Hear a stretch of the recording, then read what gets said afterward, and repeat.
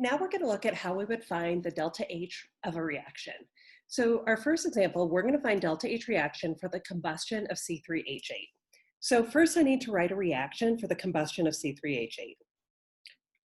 So C3H8, remember combustion reactions require we add O2 and then we form CO2 and H2O.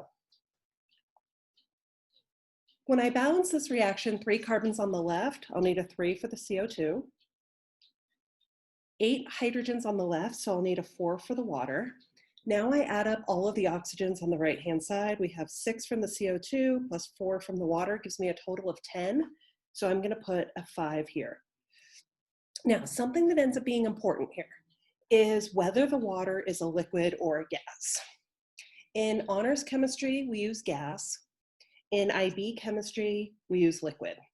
And you'll see that there's 2 waters on the table, so that ends up being important. So this procedure where we do products minus reactants, it's going to use delta HF values. So I'm going to go back up to the chart and find the heat of formation values for each one of these 4 things. C3H8 is here, has a value of negative 103.8. Oxygen I know is a pure element, so it has a value of 0. CO2 has a value of negative 393.5, and liquid water has a value of negative 285.8. So negative 393.5 and negative 285.8. When I do products minus reactants to get delta H reaction, I set up big brackets. It's going to be the sum of the products minus the sum of the reactants. So the products are here.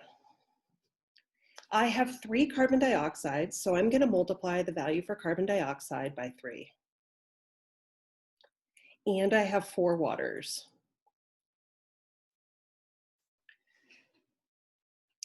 Minus the values for the reactants. I only have 1 propane, and I have 5 oxygens, but 5 times 0 is still 0. So now I'm going to be really careful about my math here. It's shockingly easy to make mistakes in these problems that are just algebraic signs. I find that the heat of this reaction is negative 219.9, and that's kilojoules per mole, kilojoules per mole reaction, kilojoules. I've seen it a lot of different ways. I'm not going to be picky about that. But what this means is when we burn 1 mole of C3H8, why 1 mole? Because the C3H8 has a coefficient of 1. The negative sign tells me that we release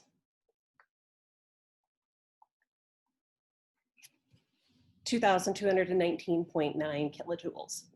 Later, we'll do problems where it says, well, what if we don't burn 1 mole? What if we only burn 11 grams or something like that? First, let's do another practice problem where we're just going to find heat of reaction for the dissolving of calcium chloride. So once again, dissolving reactions start with a compound and break into ions. Calcium chloride breaks into a calcium ion and 2 chlorine ions. I'm not going to bother writing down the phases, but the values for the ions are not 0. If you look on your chart on the back side of it, there's a table that has the ions in it. And so you can see now we have a value for the calcium ion and a value for the chlorine ion.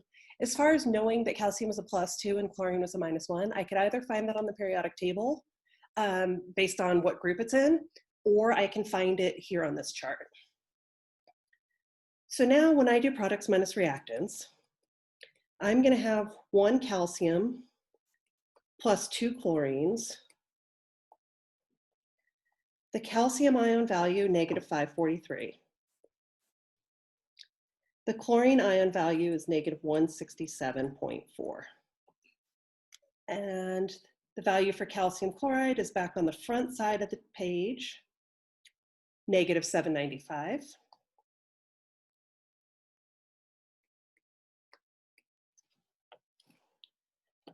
So negative 543 plus 2 times negative 167.4 plus 795 gives me negative 82.8 kilojoules per mole. This is also an exothermic reaction. When you get a positive delta H, it's an endothermic reaction and energy is being absorbed. When you get a negative delta H, it's exothermic and energy is being released. I have a couple of problems for you to try where you're going to find delta H reaction after writing the reactions and then also tell me whether it's endothermic or exothermic.